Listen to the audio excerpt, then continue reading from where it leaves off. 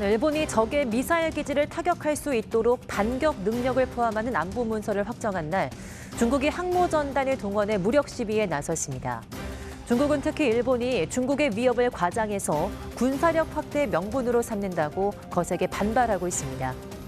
최근 동북아시아에서 항공모함을 동원한 각국의 해군이 맞붙으면서 긴장이 고조되고 있다. 이처럼 현대전에서 항공모함은 해군력의 꽃이라 불리며 각국이 항모 건조 경쟁에 나서고 있다. 역사적으로도 태평양 전쟁 당시 일본 해군은 항공모함을 동원해 미국과의 전쟁에 나섰는데, 진주만 공습 이후 남태평양으로 세를 불려나간 일본은 미국 해군과 산호해에서 맞붙는다. 호주 보급로를 두고 맞붙은 산호해 해전에서는 역사상 최초로 항공모함 간 전투가 벌어지는데, 뉴스멘터리 전쟁과 사람에서는 최초의 항공모함 전투로 기록된 산호해 해전에 대해 자세히 알아본다. 전쟁 없는 세상을 꿈꾸기에 전쟁을 연구합니다. 안녕하세요. 뉴스멘터리 전쟁과 사람 허준입니다. 안녕하세요. 강민채입니다. 1941년 12월 7일 일본은 진주만 공습으로 아시아와 태평양 전역에 본인들의 야욕을 뻗어나갑니다. 그리고 유럽의 식민지였던 국가들이 하나하나 일본의 손아귀에 위에 넘어가게 됐죠. 일본의 야욕은 여기서 그치지 않았는데요. 오늘은 일본이 남태평양으로 눈을 돌리면서 벌어진 산호해 해전에 대해서 얘기를 나눠보겠습니다. 먼저 윤상용 연구원님, 임철균 연구원님 모셔보겠습니다. 안녕하세요. 반갑습니다. 안녕하세요. 안녕하세요.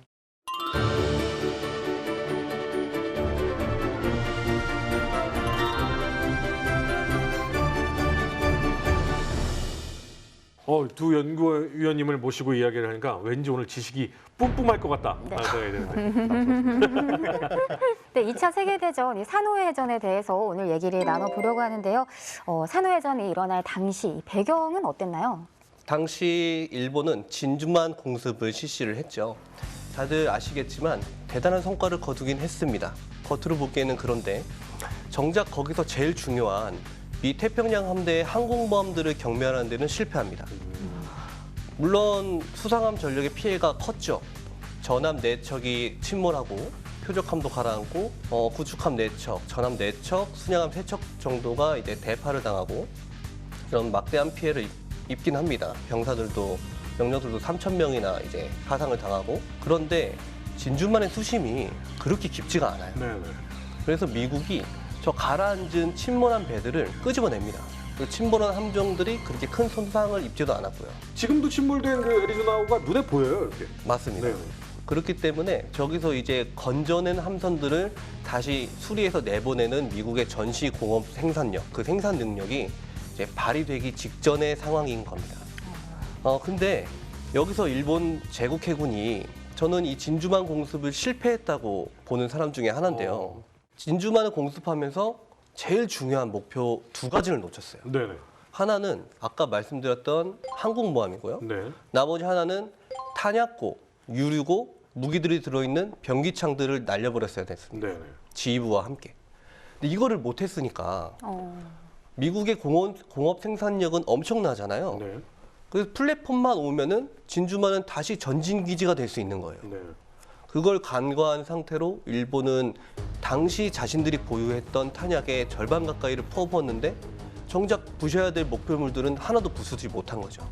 엄청 아프게 공격하긴 했습니다만 본인들이 목표로 했던 전략적 목적은 달성하지 못한 거죠. 맞습니다. 근데 이제 일본의 대본영이 거기서 똑똑한 사람들만 골라 뽑아서 있는 곳일 거 아니에요? 네. 장교들 중에서도. 그 엘리트들이 미국이 저렇게 강한 상대라는 걸 모를 리가 없잖아요. 그럼요. 전쟁 개전하기 전에. 그래서 이 사람들이 생각한 거는 제한전이었습니다. 미국하고 전면전으로는 승산이 없으니까 빨리 동남아시아에 있는 미국이나 어떤 연합군 세력의 저항 거점들을 일소시키고 우리가 방어선을 점령한 상태에서 해군력은 우리가 압도적으로 우위에 있으니까 당시까지는 각계적으로 방어선 내로 침투하는 연합군, 미국이겠죠. 연합국의 해상 세력을 각계격파할 수 있다면은 저 미국을 협상 테이블로 끌어낼 수 있을 것이다. 라는 본인들의 생각이 있었어요. 그 영국을 보고 많이 배웠잖아요. 그래서 네. 영국이 야 저게 해가 지지 않는 나라가 된 것이 바로 저 해상력이다. 우리가 그걸 보고 배우고 따라서 이젠 더 앞섰으니 미국도 우리한테는 안 돼. 거만한 생각을 가지고 있었죠. 우리가 산호해 해전을 오늘 다루잖아요. 이렇게 된 계기가 있습니다. 어허. 진주만을 공습하기 1시간 30분 전에 네. 일본이 말레이시아 반도에 상륙작전을 실시를 합니다. 당연히 말레이시아의 상륙작전을 하고 있는 일본군을 상륙을 거부하고 격퇴시키기 위해서 연합군 해군 전력이 출동을 했겠죠. 네. 근데 그것을 당시에 상륙정단을 보호하고 있던 일본 제2함대, 일본 제3함대가 압도적인 항공모함 전력의 우위를 바탕으로 항공력으로 영국의 최신 전함 프린스 오브 웨일스, 어디서 많이 들어보셨지 않습니까? 어디 전쟁에서 활약했던 지금 영국의 두 번째 항공모함 이름입니다. 그 프린스 오브 웨일스가 그 당시엔 전함이었는데 네. 최신의 전함이었어요. 그런데 그 전함을 항모에서 날아오른 함재기들이 벌떼처럼 달려들어서 격침시켜버린 거예요. 여기서 이제 일본이 깨달은 거죠. 이거구나. 거함거포보다는 이 항모에서 발전하는 함재기가 훨씬 효율적이구나. 그걸 이 말레이시아 해전을 통해서 깨닫게 됩니다. 그래서 이후에 필리핀, 웨이크 제도, 괌 이런 데서 계속 승승장구를 해요. 근데 이렇게 점령을 함에 있어서 동남아시아 더 나가서 호주까지 작전 권역에 넣기 위한 작전을 이제 구상을 하게 되는 겁니다.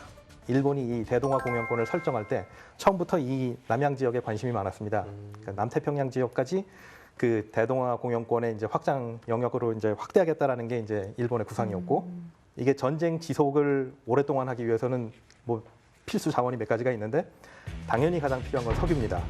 근데 일본이 이제 석유를 구할 곳이 당장 마땅한 곳이 없기 때문에 제일 만만한 곳이 이제 동남아 지역이었고, 그 다음에 이제 그것만큼 중요한 게 또 고무 자원입니다.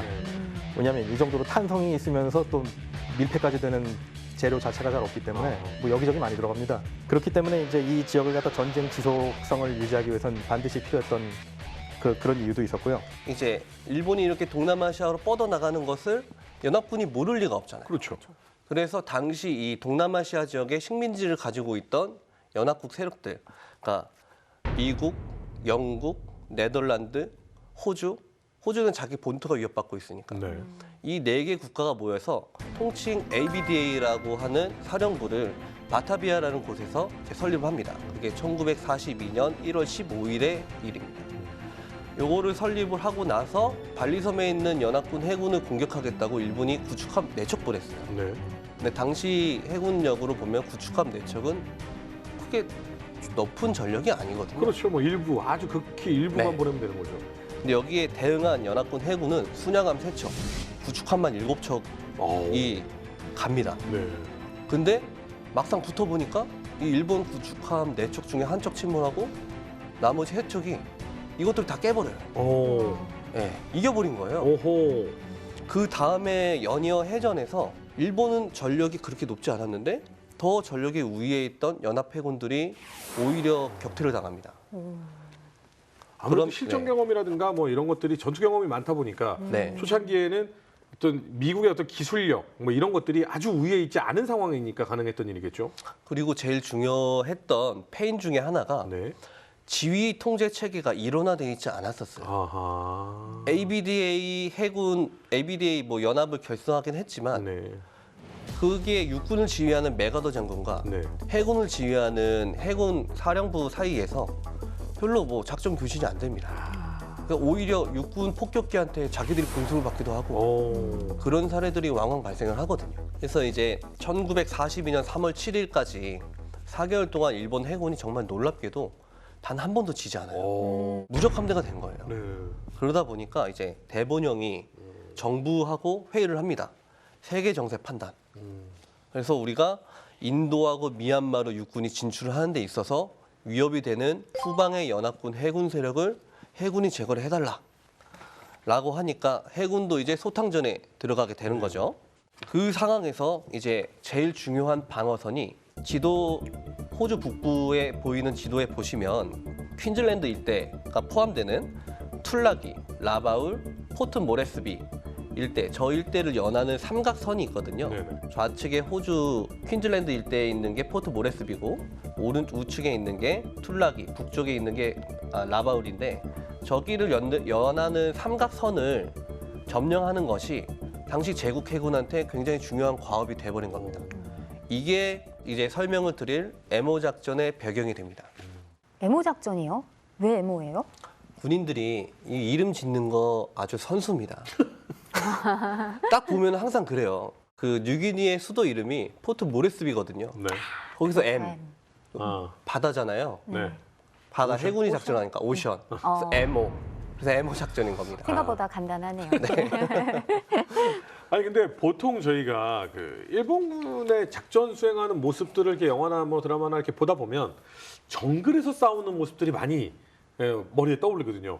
근데 호주 쪽 이쪽은 완전 바다잖아요. 왜 이쪽으로 눈을 돌린 거예요? 태평양 지역에서 일본이 이 시점이 됐을 때 대부분의 연합군 세력을 축출을 한 뒤입니다. 그러니까 영국군은 이미 쫓겨난 지 오래고 네. 이 지역에 남아있던 건 이제 미국하고 이제 호주 정도였는데 미국은 일본 입장에서 볼 때는 그 진주만 공습으로 이제 전력이 크게 급감한 상태였고 호주는 저 남쪽 아래에 있기 때문에 일단 당장은 위협이 되지 않았습니다. 그러나 이제 문제는 미국이 살아나가지고 둘이 연결을 하게 될 때 이제 증폭 효과가 나타날 수 있기 때문에 이것을 이제 사전에 차단할 필요가 있었습니다. 지금 말하는 뉴기니까지 이제 점령을 해야 그 소위 말하는 동인도, 그러니까 이제 지금의 인도네시아, 동인도부터 뉴기니, 솔로몬 제도를 연하는 라인으로 이렇게 둘러싸면서 미국 북태평양의 미국과 이제 남태평양의 호주를 차단을 할 수가 있었습니다.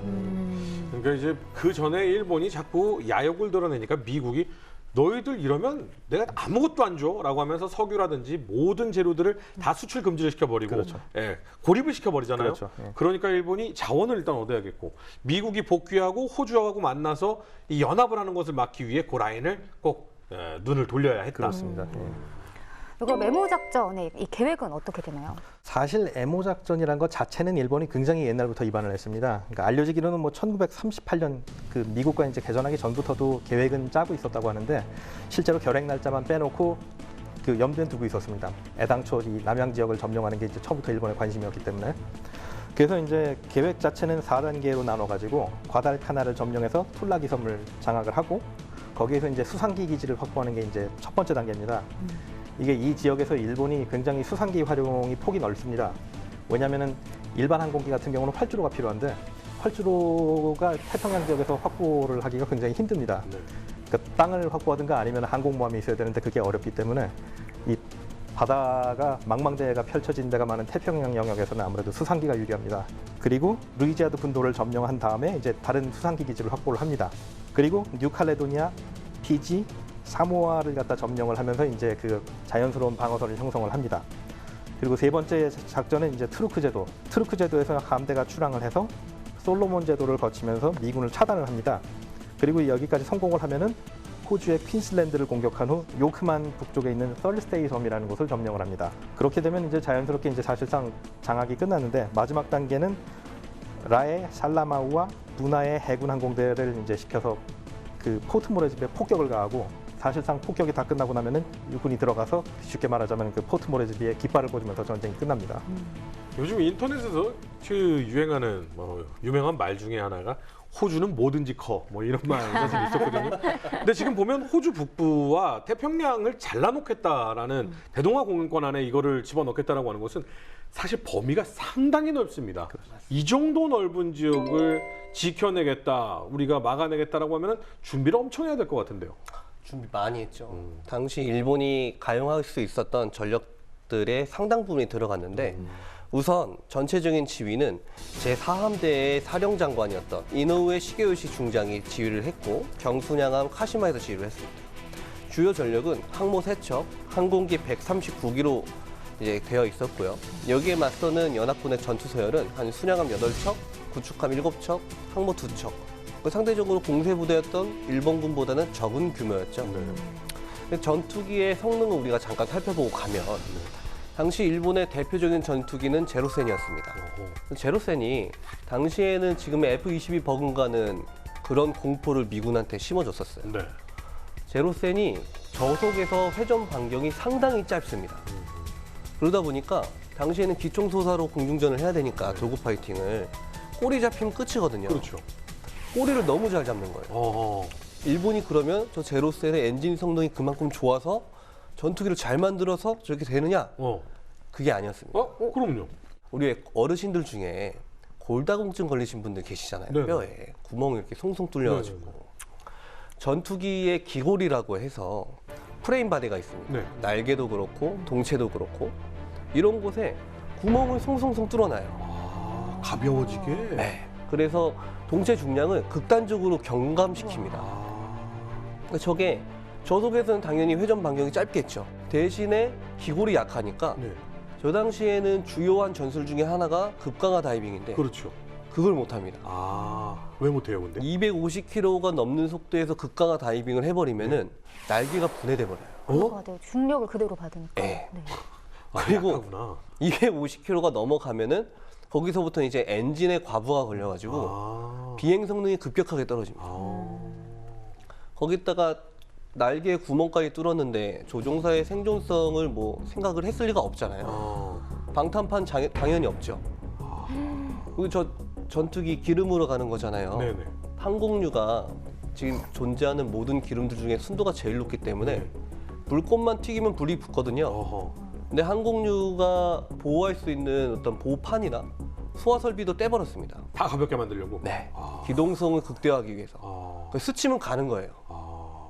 그렇게 만들었으니까 공중전에서는 당연히 유리는 하겠죠. 네. 맞기 전까지는. 네. 근데 대신에 이제 여기에 대응하는 미국의 F4F 와이드캣은 이거랑 반대의 성격이에요. 장갑이 두껍구나. 네, 잘 만들었어요. 잘 만들었는데 좀 느립니다. 어허. 그 선의 반경도 제로센보다 더 커요. 어허.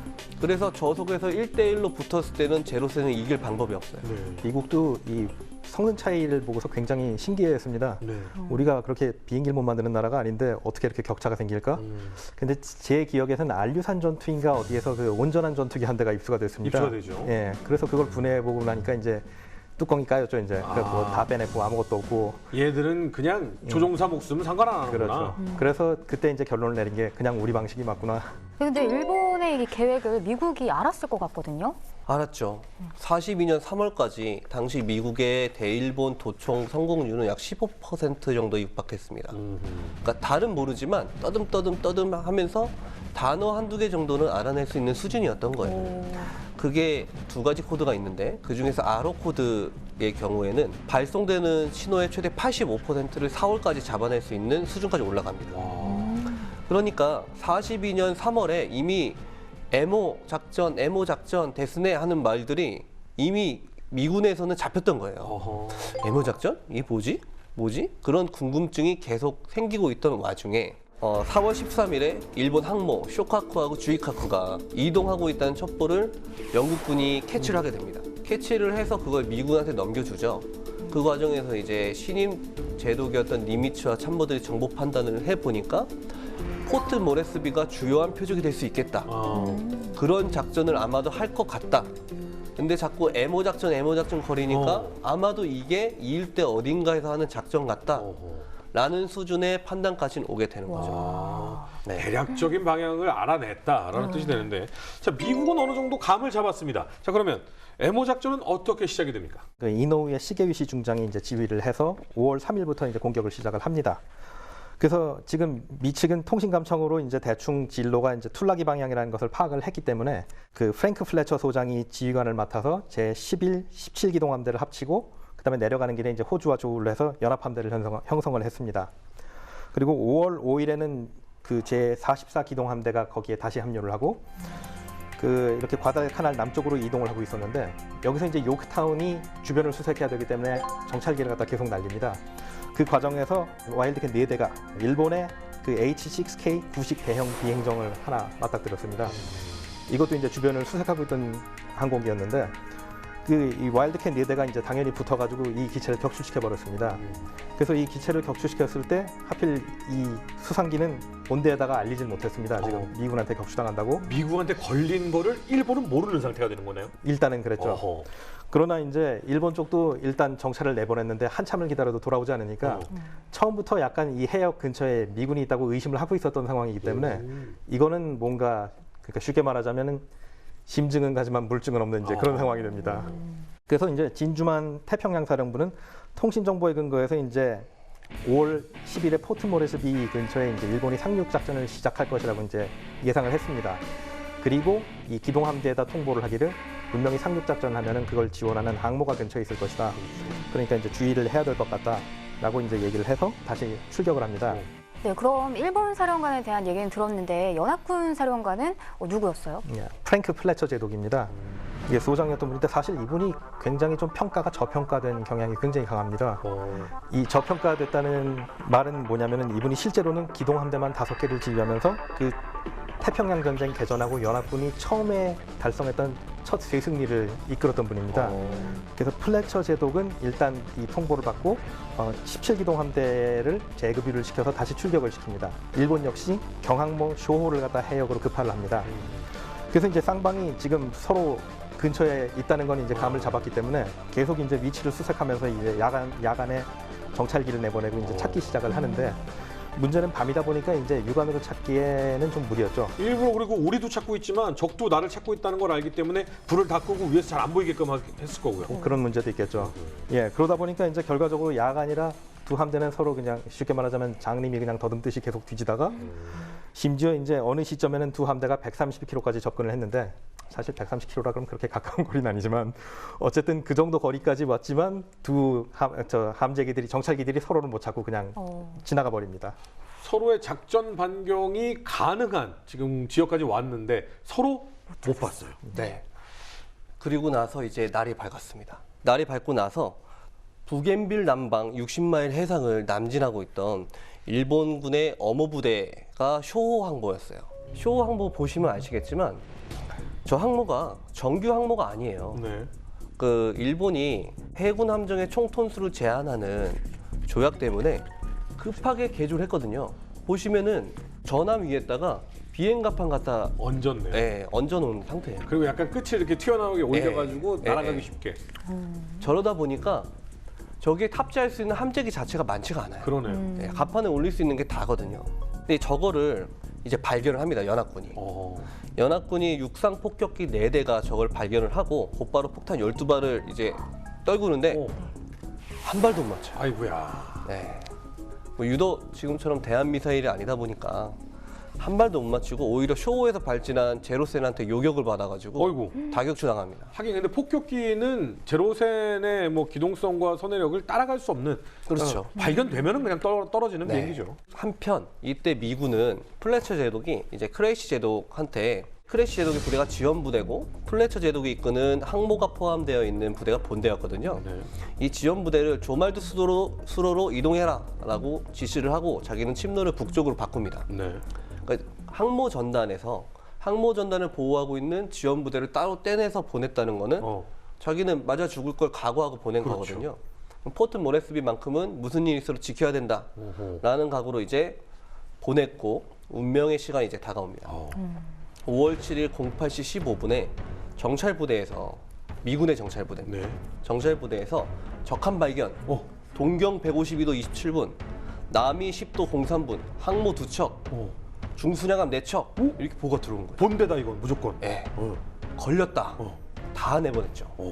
함재기가 전투 초계를 돌아야 되는 항모전단 보호를 위한 전투 초계형 함재기 47대 남겨놓고 93대를 다 내보냈어요. 그러니까 방어할 여력은 전혀 없이 모조리 공격으로 가라. 47대면은 부족하거든요, 사실.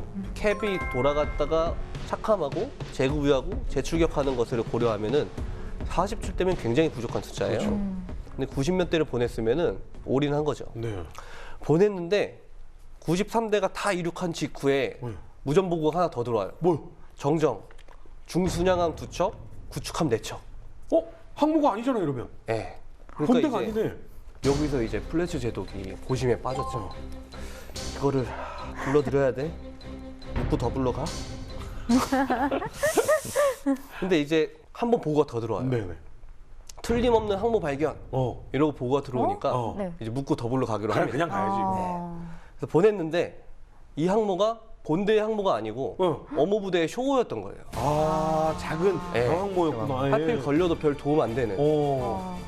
그러다 보니까 이제 11시경에 항모 렉싱턴에서 이륙한 공격 제1파가 쇼호를 집중 공격을 하고 소호에서도 제로센 3기가 간신히 이륙해가지고 공중전하다가 이제 다 격추당하고 쇼호도 결국은 침몰당합니다. 네.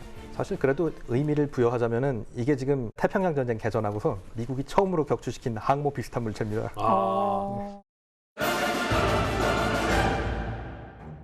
1942년 남태평양 침략에 나선 일본은 에모 작전을 통해 호주 북부의 보급로를 노린다. 도청을 통해 일본의 계획을 알아낸 미국은 함대를 보내 산호해에서 일전을 벌인다. 이후 일본 함대를 먼저 발견한 미국 해군은 경항모 한 척을 침몰시키는 데 성공한다. 하지만 일본 해군 역시 반격에 나서 미국 해군의 항공모함을 찾아 나선다. 근데 어찌됐든 뭐 보고서부터 시작해서 미국이 잘못된 보고, 잘못된 판단 뭐 이런 거를 통해서 본대가 아닌 부대에 올인을 지금 해버렸습니다. 네. 일본은 이 과정에서 뭐 실수나 이런 건 없었습니까? 그럴 리가 없죠. 똑같은 군인들. 아, 네. 일본은 미국보다 더 먼저 정찰기 뛰었어요. 오, 더 먼저 뛰어가지고 이노우에 제독이 이끄는 5항공전대에서 정찰기 뛰어서 찾긴 찾았어요. 07시 39분경에 정찰기로부터 항모 한 척, 순양 함적 발견라고 보고가 들어온 거예요. 네. 그러니까 당연히 공격 편대군은 서둘러 보냈죠. 네. 항모에 있는 함재기 다 뛰어가지고 알고 보니까 유조선 네오쇼랑 그 유조선에서 기름 받다가 늦게 출동한 구축함 심스 두 척이었던 거예요. 왜 그렇게 잘못 찾고? 덩치가 비슷하니까 그냥 아, 유조선이 크니까. 근데 얘네들도 왜 본대에서 떨어졌냐면은 이게 함대가 항해 중에 재급유 작전을 하면은 네. 멈춰서서 하는 게 아니라 유조선의 속도에 맞춰서 저속으로 항진을 하면서 기름을 받거든요. 네. 그때나 지금이나 호수 던져서 받아가지고 기름 넣는 건 똑같아요. 그러다 보니까 기름 받다가 늦었는데 이 네오쇼에 있던 항해 장교가 왜 그랬는지 모르겠는데 당시에 천측, 그러니까 하늘에 있는 별자리를 보고 항로를 잡은 거예요. 네. 정확할 리가 없잖아요. 그러니까 무슨 이 중세 시대도 아니고 저기 천측을 해? 그러다 보니까 이제 본대에서 이탈해가지고 뒤늦게 이제 본대를 찾아가고 있는 과정이었습니다. 근데 그게 어떻게 보면 신의 한 수가 됐네요.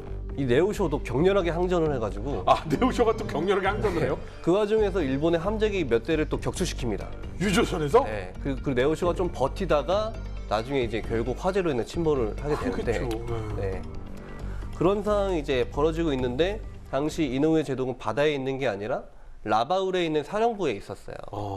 그러니까 이제 우리가 전쟁을 볼 때 롬멜처럼 네. 진두지휘하는 지휘관이 진정한 지휘관이다. 이렇게 다들 많이들 얘기하는데 네. 사실 최고 사령관 위치 정도 되면은 모든 정보를 취합해서 판단하고 결심하는 게 더 중요하거든요. 그렇죠. 그러다 보니까 이 사람은 라바울의 사령부에 있으면서 여러 첩보를 종합을 해 보니까 이거 상륙병력 올렸다가 이거 안 되겠다. 우리 항모 세력이 적의 항모 본대를 찾지를 못했는데 우리가 상륙 예정 지역인 포트 모레스비나 뭐 그런 데에서 제공권을 우리가 장악할 수가 없겠다라는 판단이 들어서 상륙 부대를 퇴각을 시킵니다. 그리고 라바울 기지에 대기하고 있던 뇌격기 42대를 급하게 출격을 시켜가지고 아까 크레시 제독 지원 부대 가고 있었잖아요. 네. 그 부대가 있을 것으로 추정되는 곳으로 이제 보내는 거죠. 근데 이제 격퇴 나갑니다, 결론은. 그러고 나서 얼마 안 있어서 아까 메가더랑 뭐 잘 교신이 안 된다, 네. 지휘 통제가 잘 안 된다라고 말씀드렸었잖아요. 네. 일본 뇌격기들을 격퇴시키고 얼마 안 있어서 메가더 장군이 보낸 B-17 폭격기 3대가 크레시 제독 함대를 오폭을 합니다. 네. 아니 근데 아니 물론 자국의 군대가 아니기 때문에 뭐 그럴 수는 있겠지만 그래도 일본 함대하고 아군 연합군 함대를 구분을 못할 정도예요. 이게 하늘에서 보면 비슷하니까요. 아, 이때 당시에 높은 곳에서 그냥 정말 이렇게 망원경 같은 거 네. 보면서 떨어뜨리는 시대였어요. 다 목측이니까. 네. 미군이 이렇게 삽질을 하고 있을 때 일본도 헛발질을 한번 세게 합니다. 아까 유조선을 항모로 잘못 알고 네. 다 보냈다가 조정사를 복귀하니까 보고를 받을 거 아니에요. 네네. 유조선이던데요? 라고 하니까 이제 뒤집어지는 거죠. 항모 아니었어? 라고 하다가 적 항모가 아니라는 조바심에 일본 제5 항공전대장 하라 제독이 야간에 최우수 조종사 파일럿 27명을 따로 뽑아가지고 얘네들을 보냅니다. 야간 관찰하라고? 공습을. 네. 찾아서 반드시 침몰시켜라. 근데 야간에 항모에서 함재기가 발진하는 건 대단히 위험해요. 지금도. 그렇죠. 네.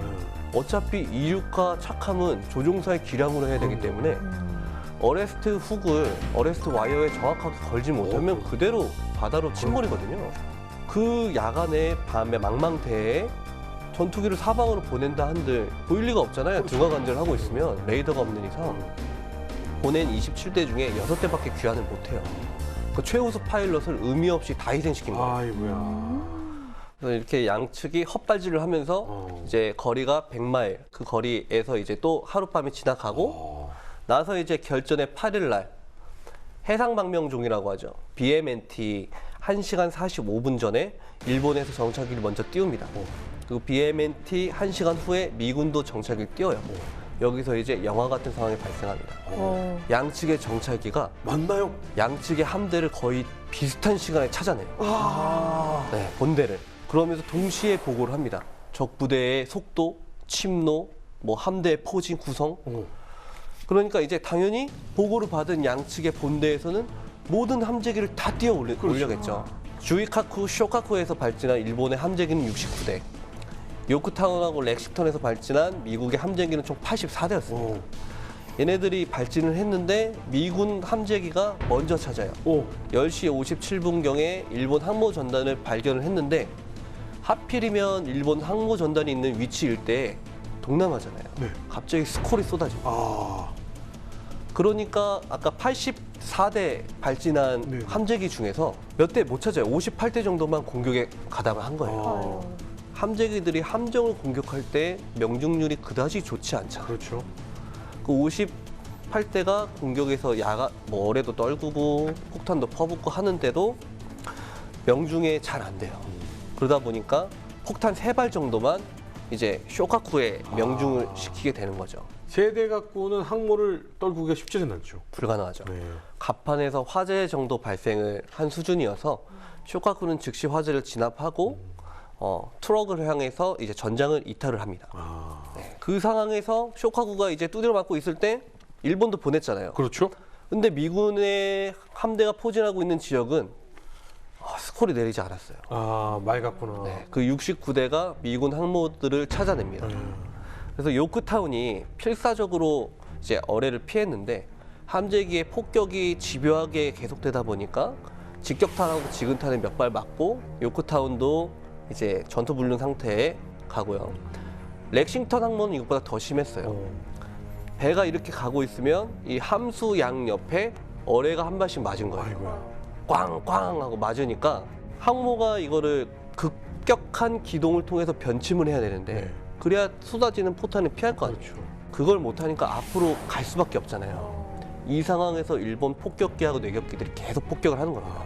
그래서 결국 지근탄하고 뭐 명중탄 2발 이렇게 맞고 렉싱턴도 화재가 나서 승조원도 퇴함시키고 결국에는 이제 복구불능 상태에 빠지게 된 거죠.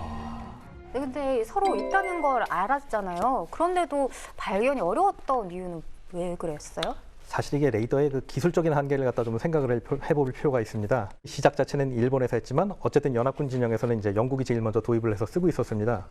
그럼 나름 이게 신기술이다 보니까 이제 영국은 기술을 꼭 껴안고 아무한테도 안 주고 있었는데 한 1939년 40년 사이에 이제 약간 생각을 바꿉니다. 이거 혼자 레이더 기술 꼭 껴안고 있다가 전쟁 다 지느니 차라리 같은 편하고는 나누는 게 낫지 않을까. 그래가지고 40년부터 이제 기술 이전을 시작해가지고 뭐 미국에서 이제 기술을 받기 시작을 합니다. 레이더의 경우 이제 또 하나의 결정적인 문제가 있는데 이 만곡 현상이라는 문제가 있습니다. 이게 설명을 위해서 제가 자료를 좀 교재를 하나 갖고 왔는데, 네네. 자 이게 지구라고 생각을 하고, 네. 그래서 이 지구는 둥글기 때문에 이런 식으로 이제 물체가 두 군데 있다고 치고 네. 레이더의 전파 같은 경우는 직선으로만 나가잖아요. 그렇죠. 그래서 직선으로 쏘게 되는데 쉽게 말해 수상에 붙어 있는 배에서 직선으로 전파를 쏘면은 어느 순간에 수평선 이후부터는 이렇게 하늘을 나갑니다. 날아가죠. 예. 그러니까 결과적으로 160km의 문제보다도 어차피 쭉 나가봤자 그 수평선 이상으로는 잡히지가 않는 겁니다. 그래서 이때 당시 배들 보면 이 목측할 수 있는 탑을 엄청 높이 세우잖아요. 맞아요. 그게 멀리서 높이서 봐야 멀리까지 보이기 때문에 안 그러면 수평선 이후의 지역은 안 보이기 때문에. 근데 레이더도 결국은 똑같은 한계가 있었던 거네요. 그래서 영국이나 뭐 연합군 진영에서 레이더를 쓸 때는 주로 나한테 오는 적을 탐지할 때 쓰는 거지 그거를 쓰면서 뒤지고 다니면서 적을 찾는다는 뭐 그런 개념은 사실 힘들었을 것 같습니다. 근데 문제는 하필이면 그때 스콜도 많이 나오는 지역이기, 스콜도 많이 오는 그렇죠. 지역이기 때문에 이거 뭐 레이더를 언제 볼 새가 있어 이거 뭐 이거 구름층 벗어나려면 덜그덕덜그덕하면서 눈으로 관찰하는 게 빠르지 이런 생각도 했을 겁니다. 맞습니다. 그게 두 번째 기상 조건입니다. 하필이면 일본 쪽에만 내렸잖아요, 스콜이. 네. 그거 안 내렸으면은 함재기 더 많이 나갔는데 그러게요. 당연히 더 많은 피해를 입혔을 거 아니에요. 그렇죠. 근데 또 하필이면 미국 쪽은 비가 안 왔잖아요. 그렇죠. 이런 기상 조건이 전장에 예측하지 못한 마찰 요소로 적용을 하면서 생각보다 많은 피해를 미국이 더 입게 되는 겁니다. 아하. 자 그러면 일단은 양쪽 진영 모두가 뭐 실패를 거듭하는데 재밌는 사실은 여지껏 번데끼리는 안 만났어요. 언제 만나요? 앞서 말씀드렸던 함재기 간의 그 교전으로 끝납니다. 끝나요. 네, 전함 간의 어떤 함부로 주고받는 예전에 거함거포 시대의 그런 포격전은 없었고요. 생각보다 함재기에 의한 피해로 항공모함 뭐 한두 푼 하는 배가 아니잖아요. 양측 다 상당한 피해를 입었으니까 침몰까지는 아니더라도 네. 그렇다 보니까 양측의 사령관들이 생각할 때는 야, 이 득보다 실이 더 크다 라고 생각해서 일본도 상륙부대 불러들이고 함대 철수시키고 미국도 나갔던 2개 함대 불러들이고 이렇게 끝나게 되는 겁니다. 근데 요크타운 같은 경우는 불이 나서 껐다 치고 네. 일본의 이제 그 기함하고 약간 비슷한 상황이잖아요. 네. 렉싱턴은 거의 뭐 움직일 수 없는 상황까지도 간 거잖아요. 나중엔 침몰까지 가죠. 그러면 이건 미국이 훨씬 크게 맞은 거 아닌가요? 그러니까요. 그런데 전술적으로만 보면 당연히 일본이 이긴 전투죠. 네. 더 큰 전과를 거뒀고. 네. 근데 우리가 전쟁을 볼 때 이렇게 전투에만 보면 사실 나무만 보다가 숲을 못 보는 경우가 있어요. 아하. 아까 일본군의 에모 작전의 목표가 뭐였습니까? 상륙을 하기. 포트 모레스비하고 툴라기를 점령해야 되잖아요. 네. 포트 모레스비 점령 못했잖아요. 아. 실패죠. 아무리 잘 싸웠어도 아. 이건 실패인 겁니다. 그래서 해군은 뭐 최선을 다해서 싸웠지만 어찌됐건 실패했죠. 미군은 전투에선 졌지만 중요한 전략 거점을 방어했기 때문에 전략적으로 승리하게 된 겁니다. 그럼 산후해전이 갖는 의미는 어떻게 볼 수 있을까요? 그러니까 가장 큰 의미는 지금까지 일본이 개전하고 나서부터 계속 팽창세였습니다. 그리고 한 번도 꺾인 적이 없었는데 어쨌든 이 팽창이 한 번 저지당했다는 그 결정적인 영향이 있었고 그다음에 앞서 계속 언급이 됐습니다만 이게 세계 해전사에서 처음으로 두 함대가 가시거리 밖에서 승부가 났다는 이제 그런 의미가 있습니다. 바꿔 말하자면 이제 해전의 주역이 이제 배가 아니라 이제 항공기가 됐다는 이제 그런 의미가 된 것 같습니다. 우리가 이 산호해 해전에서 우리가 얻을 수 있는 교훈은 일본하고 미국이 당시의 해전에서 어떤 주류적인 생각이었던 함대함, 전함과 전함 간의 포격전을 거부하고 새로운 무기인 항공기라는 군사혁신을 도입해서 항공기 간의 결전을 치렀잖아요. 저는 이 부분에 주목하고 싶습니다. 중국하고 북한의 계속되는 도발에 맞서서 우리가 평화를 지키고 전쟁을 방지하기 위해서는 한국군이 부단한 군사혁신을 이 당시에 일본과 미국처럼 부단한 군사혁신을 통해서 강군이 되는 것만이 그 평화를 지킬 수 있는 지름길이라고 저는 생각을 하기 때문에 산호해전에서 그런 교훈을 얻었으면 좋겠습니다. 네. 네, 산후해전은 역사상 처음으로 이 항공모함끼리 맞붙은 전투였는데요. 이 항공모함의 활약상을 통해서 해전에서도 군사혁신이 중요하다는 걸 배울 수 있는 시간이었습니다. 네, 다음 시간엔 조금 더 흥미로운 주제를 가지고 돌아오도록 하겠습니다. 시청해주신 여러분 감사합니다.